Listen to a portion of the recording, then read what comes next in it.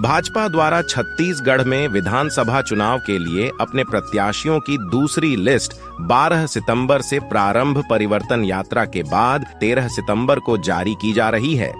इस सूची में ज्यादातर ऐसे सीटों के उम्मीदवार हैं जहां से भाजपा लगातार चुनाव हारते रही है। बीते 17 अगस्त को जारी की गई पहली सूची के अनुसार दूसरी लिस्ट में भी नए उम्मीदवारों को पर्याप्त जगह दी जा रही है। विशेषकर जातिगत समीकरणों का इस बार भी विशेष ध्यान रखते हुए भाजपा की दूसरी सूची में ओबीसी प्रत्याशियों को विशेष रूप से प्राथमिकता दी जा रही है। 12 सितंबर को केंद्रीय गृह मंत्री अमित शाह दंतेवाड़ा से परिवर्तन यात्रा की शुरुआत करने वाले थे, लेकिन मौसम की खराबी के कारण उनका प्लेन दिल्ली से ही उड़ान नहीं भर सका।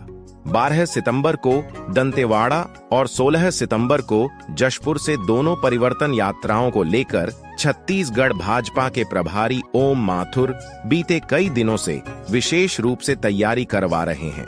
11 सितंबर को भाजपा प्रदेश प्रभारी ओम माथुर और क्षेत्रीय संगठन महामंत्री अजय जामवाल ने पार्टी का झंडा दिखाकर परिवर्तन रथ को रवाना किया। इसके बाद देर रात तक दंतेवाड़ा पहुंचकर वहां भी जमीनी तैयारी का जायजा लिया।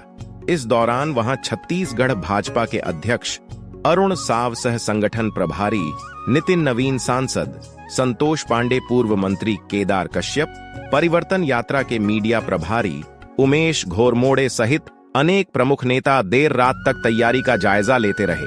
परिवर्तन यात्रा का उद्घाटन के साथ गृह मंत्री अमित शाह से दूसरी लिस्ट की हरी झंडी मिलते ही 13 सितंबर को विधानसभा चुनाव प्रत्याशियों के नए नामों की आधिकारिक घोषणा कर दी जाएगी। यहां गौर करने वाली बात यह है कि छत्तीसगढ़ की 90 विधानसभा सीटों में 29 सीट अनुसूचित जनजाति वर्ग के लिए आरक्षित है, तो अनुसूचित जाति वर्ग के लिए 10 सीट आरक्षित है।